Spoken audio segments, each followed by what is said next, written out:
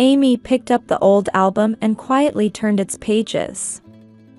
The soft evening light filtered through the bedroom window of her apartment in La Jolla, San Diego's upscale neighborhood. The smiling faces of herself and Michael in the photographs now felt like distant memories. Michael in his modest student uniform and herself in her white medical coat. Those days when they shared their dreams over cheap coffee from the hospital cafeteria. Listen, Amy. When I become a doctor, I'll make you happy. It might be tough now, but there will definitely be a day when it all pays off. Michael's words from back then still echoed in her ears. Amy had supported her husband through medical school while working night shifts as a nurse. They lived in a modest apartment, rarely ate out, never bought luxury items, yet they were happy. Those days spent in their cramped room filled with Michael's medical textbooks, encouraging him as he studied. She would make late-night snacks before his exams and massage his tired shoulders, believing in their future together. At least, that's what Amy believed. Among the pile of photographs spread out on the bed, her wedding ring caught the light. Their names and the date engraved on the thin platinum band. Amy quietly removed the ring and placed it in a small pink jewelry box inherited from her grandmother. She couldn't stop the tears from rolling down her cheeks. Outside the window, the California sun was painting the sky crimson. Looking back, her relationship with her sister Jessica had always been complicated. Memories at their parents' house always centered around Jessica. Her flashy blonde sister had been the apple of their parents' eye since childhood. Jessica always played the lead role in dance recitals. At school performances and sports days, all family attention was focused on her sister. Amy, you're the older sister, so you need to be understanding. You're the smart one, so you have to be considerate of Jessica. Her mother's words still stung her heart. Even in family photos, Jessica was always in the center while Amy was pushed to the side. Christmas presents, birthday celebrations, Jessica was always the star. But that was fine, Amy thought. They were family after all. Her wish for her sister's happiness was genuine. Then that day came. A single message on Michael's smartphone changed everything. In the hallway of San Diego Memorial Hospital, she accidentally saw the screen displaying love messages from her sister and photos of them together. Secret meetings at expensive restaurants, weekend hotel stays, secretly exchanged words of love. It had all been planned. Amy. Are you all right? You look pale. If her fellow nurse hadn't supported her, she would have collapsed right there. The world turned black, and she felt herself crumbling from the ground up. Everything she had built over 7 years of marriage was crumbling like a castle made of sand. A transfer to a new workplace, Scripps Mercy Hospital, became Amy's salvation. Here, the smiles of sick children gradually began to heal her heart. In the pure eyes of children fighting serious illnesses, Amy found her calling. Perhaps her meeting with Director David was destined as well. Miss Brown, your work is outstanding. We're truly fortunate to have a nurse like you at our hospital. In David's gentle voice and warm gaze, Amy gradually began to find hope. Maybe at this hospital, in this place, she could start a new life. A small light began to shine in her wounded heart. As the sun set and the room gradually darkened, Amy finally stood up. She carefully put away the scattered photos one by one and returned the album to the bookshelf. Tomorrow would bring another new day. She had decided not to look back at the past anymore. Just then, an invitation arrived in her mailbox. The golden letters, printed on high-quality paper, cast an ominous gleam in the twilight. Amy's hands trembled slightly as she held the invitation. A wedding at the Manchester Grand Hyatt. The text embossed in gold leaf on the premium paper gleamed seductively in the evening light. The reception venue was on the top floor, overlooking San Diego Bay. At sunset, the grand windows would offer a spectacular California view. "Amy, you'll come, won't you? We want the whole family to celebrate. Jessica is looking forward to having you there." Her mother's phone call naturally assumed her attendance. Her voice carried a cheerfulness as if nothing had happened, the affair between her sister and ex-husband, the pain of divorce, all of it seemingly forgotten. "Should I really go?" "Everyone will." Amy consulted with her colleague Carol in the hospital break room. Outside the window, yachts bobbed on San Diego Bay, their white sails catching the breeze. Carol was her only confidant at her new workplace, and knew everything about Amy's situation. "Amy, you've done nothing wrong. Go there with your head held high. Those two are the ones who should be ashamed," Carol said while gently holding her hand. The veteran nurse's eyes held a deep look of compassion. With her gray-streaked hair pulled back, she looked almost motherly. "But I'm afraid of everyone's eyes. Even our parents are on my sister's side." Amy's voice trembled. The fresh coffee aroma rose from the cup on the table. "Show them your strength. If you run away, you're playing right into their hands. Besides, life often holds unexpected happiness."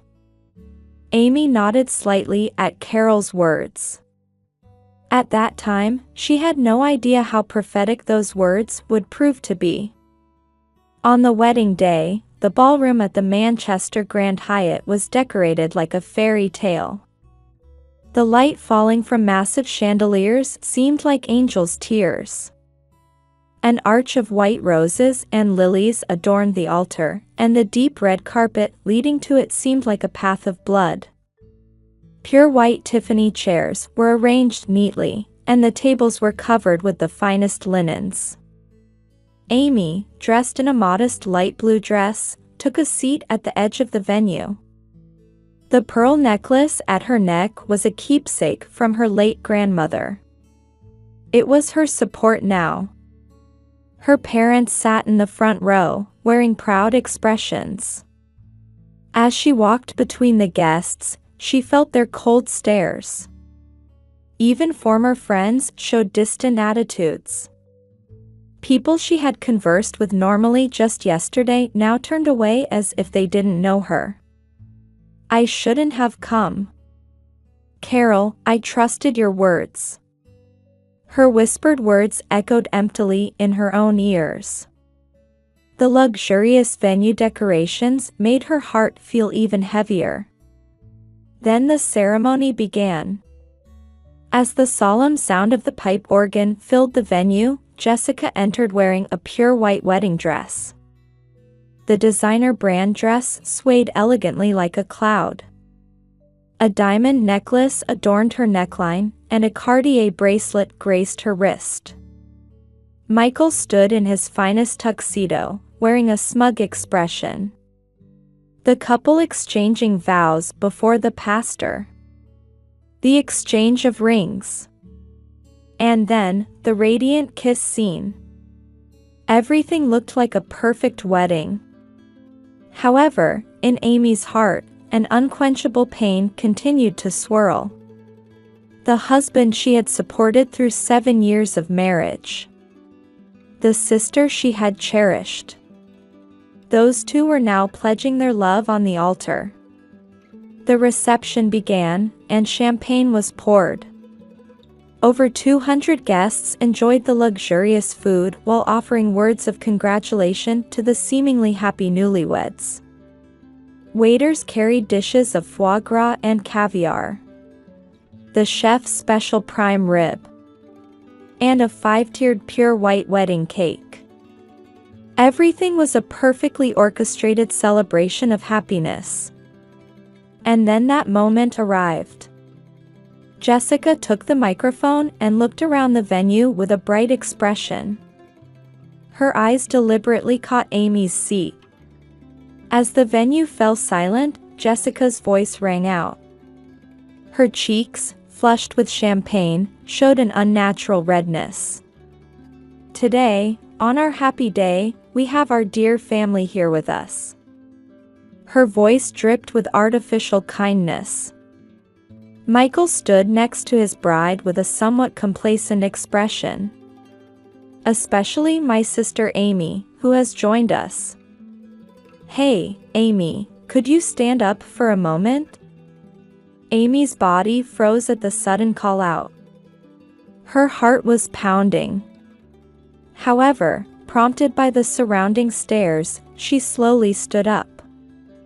Her legs were shaking, and she felt like she might collapse at any moment. I'd like to hear a few words from her as a family representative. Jessica's lips curled into a malicious smile. Her eyes gleamed like a cat that had caught its prey. Everyone, please look at my sister. She's my ugly sister who nobody loves. Is there anyone who would take her? Laughter spread through the venue. Amy's face turned pale.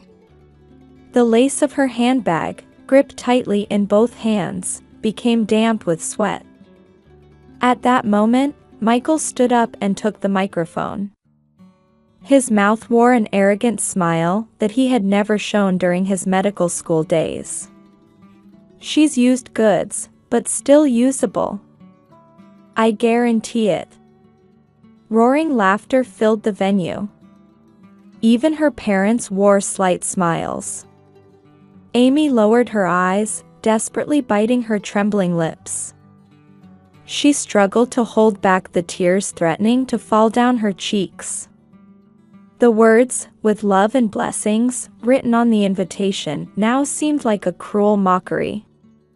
Just then, the sound of a chair scraping echoed from the back of the venue. Slowly, a man stood up. It was David. His presence was dignified, like a lighthouse standing tall in a storm. His straight-backed figure in a navy suit was full of authority. The atmosphere in the venue changed instantly. Jessica's smile froze, and the blood drained from Michael's face. All eyes turned to David. He walked forward with measured steps. Each step echoed heavily through the venue. When he took the microphone from Jessica, her hands could be seen trembling slightly. I am David Carter, Director of the National Children's Medical Center. His low, steady voice resonated through the venue. It carried the authority of a physician who had saved countless lives. A murmur went through the crowd. Who is he? Jessica whispered to her husband. Michael's face tensed. He knew. This was an influential figure at one of America's top children's hospitals. And a physician far beyond his own reach. Today, I'd like to talk about a nurse. David's gaze turned quietly to Amy. She is one of the most trusted nurses at our hospital. Even after night shifts, she visits the rooms of critically ill children, holds the hands of exhausted mothers, and continues to encourage them. The venue fell silent. Last month, a 6-month-old baby was brought in with a serious heart condition. The parents were at their wits' end, only able to cry. At that time, Amy stayed with that baby for 48 hours, barely resting. David took a photo from his pocket. Look at this photo. A smiling baby and parents. And Amy, smiling kindly despite her tired face. Isn't this true love and dedication? Suddenly, a voice rose from the back of the venue. A woman stood up. In her arms was a girl about 8 years old. This is my daughter Sarah. 2 years ago, she was in critical condition with severe pneumonia. Miss Amy read storybooks to Sarah every day. She held my daughter's hand as she suffered from high fever, never letting go. Sarah's mother, Jane Wilson's voice was trembling. When she took a turn for the worse in the middle of the night, Amy was the first to rush to her side. My daughter is alive thanks to her. She is our angel. At those words, people began standing up all around the venue. Colleagues from the children's hospital, patients' families. They were witnesses to the lives Amy had saved. One after another, moving testimonies were shared. Words of gratitude for Amy flooded the venue. David took the microphone again. Yes, she is a treasure at our hospital. Saving children in life-threatening conditions, maintaining hope even in desperate situations. Who could say such a person is unloved by anyone? At those words, the expressions of the guests transformed. The previous mockery disappeared, replaced by deep respect. The sister and Michael's faces turned pale. The parents looked down. Furthermore, there is something else I must tell you. David's voice grew even stronger. Recently, we received preliminary notification from the American Pediatric Nursing Association about their annual Excellence in Nursing Award. The recipient is Amy Brown. Loud applause erupted from the venue. Amy stood rooted to the spot, unable to stop her tears. It felt like all her past hardships had been rewarded. David's gaze turned to Michael. His eyes were sharp, carrying a judgmental gleam. Aren't you ashamed as a doctor? Falsifying patient records, taking an intimidating attitude toward residents, and above all, betraying your wife and carrying on an affair with her sister. My hospital would never hire a doctor like you. Michael collapsed into his chair. The venue buzzed with whispers. And Miss Jessica. You tried to destroy your sister's life out of mere jealousy. However, truly valuable people don't take pleasure in others' misfortune. They are the ones who save lives and give hope to others. David slowly walked toward Amy's seat. His figure was as gallant as a prince from a fairy tale. In the sunset-lit venue, the two of them stood illuminated. Silence dominated the venue. All eyes were on them. Amy. David's voice gently called her name. You are the one most deserving of love. I came here today to prove that. I remember well the day I first met you. Despite being exhausted after a night shift, you were reading a storybook at the bedside of a critically ill child. That sight captured my heart. Each of his words sank deep into Amy's heart. Your smile is a beacon of hope for sick children. Your kindness is the support for families in desperate situations. And your dedication is the pride of our entire hospital staff. The venue was wrapped in silence. I was moved by your passion for your work. And I was deeply drawn to your pure heart. Each day, seeing you became my joy. Large tears rolled down Amy's cheeks. David slowly knelt on one knee. But you have the right to know. The true nature of Michael Thompson. David's voice took on a stern tone. He was a man who couldn't even maintain basic medical ethics. He only cared about his own achievements without listening to patients' suffering, unreasonable treatment of residents, and most seriously, falsification of medical records. The venue stirred. Michael's face turned ashen. Let me be specific. Last year's heart surgery mistake.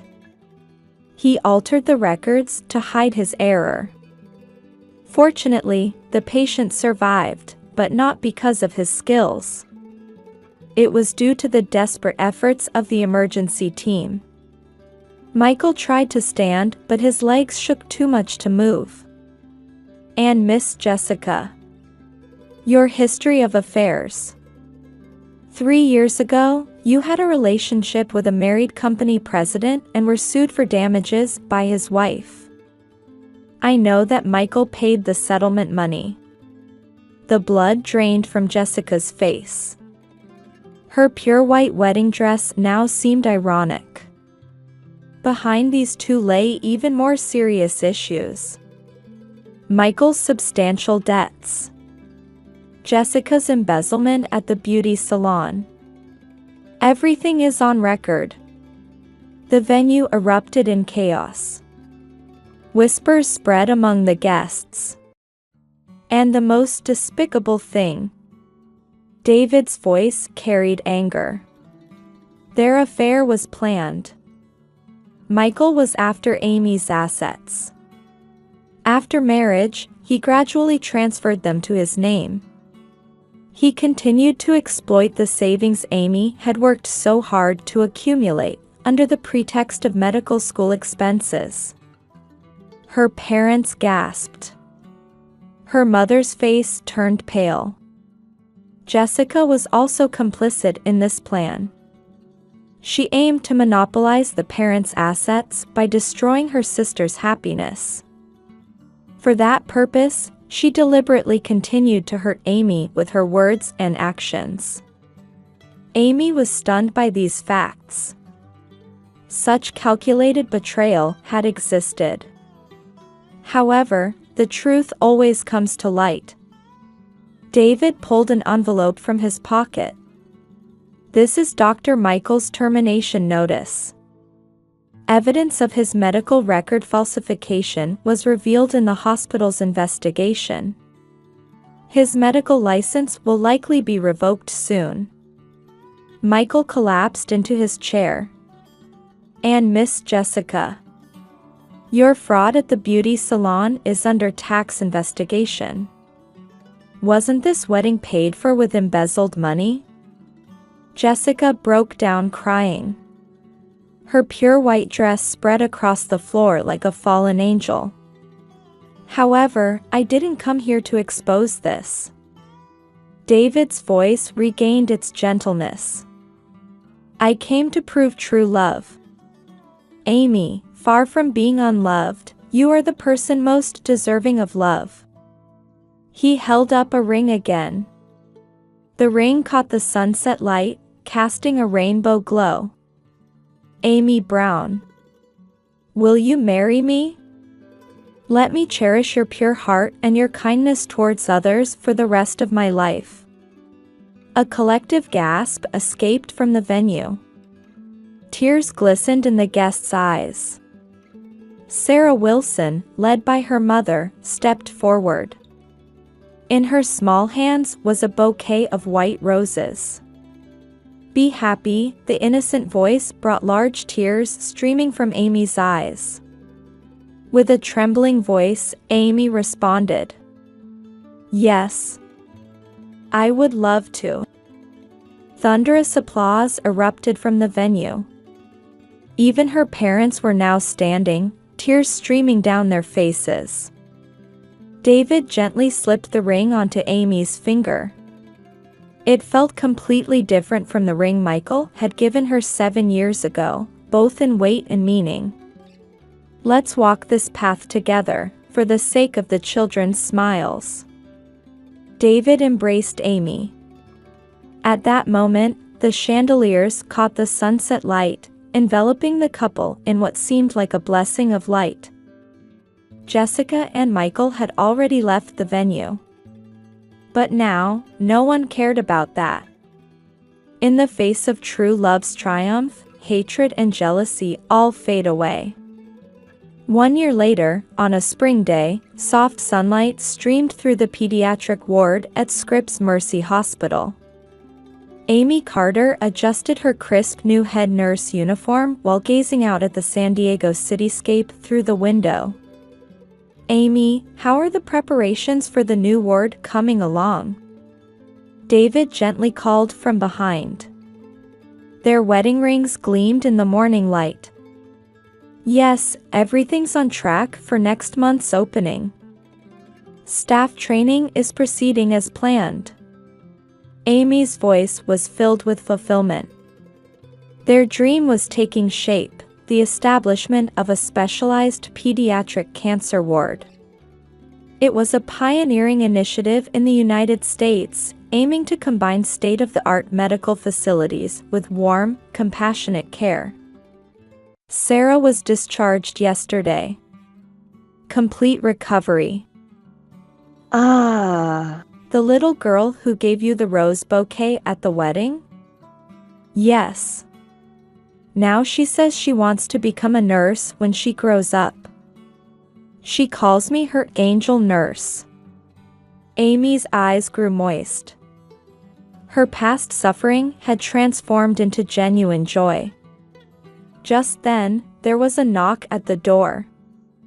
"Sweetheart, may we come in?" It was her father Thomas's voice. Her mother Martha stood behind him. Their expressions no longer held any trace of their former arrogance. "Dad, Mom, what brings you here?" "Well, we have something important to discuss." Her father's trembling hands produced a photograph. A family photo from 30 years ago.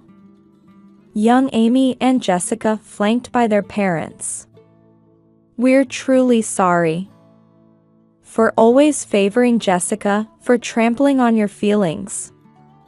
Her mother's voice caught in her throat. "But that wedding day, we finally realized what true love is, what family bonds really mean." Her father continued. "We'd like to take a new family photo. This time with you and David, and..." Just then, Amy's belly moved slightly. Yes, the stirring of new life. The pregnancy discovered 3 months ago. Tears glistened in her parents' eyes. "We'll be good grandparents this time. Fair and kind." Amy quietly nodded at her mother's words. "Thank you, Mom. Dad." David watched with a gentle smile as the three embraced. Meanwhile, what had become of Michael? After having his medical license revoked, he had left San Diego and was working as a clerk at a small clinic in rural Arizona. He had sold his luxury car and spent his days struggling to repay his debts. But what hurt most was the cold stares from former colleagues. "That's the former doctor who falsified medical records." Such whispers still reached his ears. As for Jessica, she had fallen into an even more miserable situation. The embezzlement at the beauty salon was discovered, leading to criminal charges. Though she received a suspended sentence, her social media followers plummeted. Her flashy lifestyle had transformed into barely scraping by as a temp beautician in a rural Nevada town. "Sis, I'm sorry." Every night, she whispered these words alone in her room. However, there was no longer any hatred in Amy's heart. Her happy days with her new family had healed all wounds. "Amy, it's time for the meeting." David's voice brought Amy back to the present. From the large windows of the pediatric ward, she could see yachts floating on San Diego Bay. She remembered Carol's words from 7 years ago. Life often holds unexpected happiness. How true that had been. Real happiness had been waiting beyond the struggles she'd overcome. Amy smiled softly while placing a hand on her belly. Well, shall we go? For our dream ward. Taking David's hand, Amy started walking. The corridor was decorated with photographs of smiling children. Each one was her pride and joy. The spring light gently illuminated the future of the new family. Everything had ended, and everything had begun. Led by true love.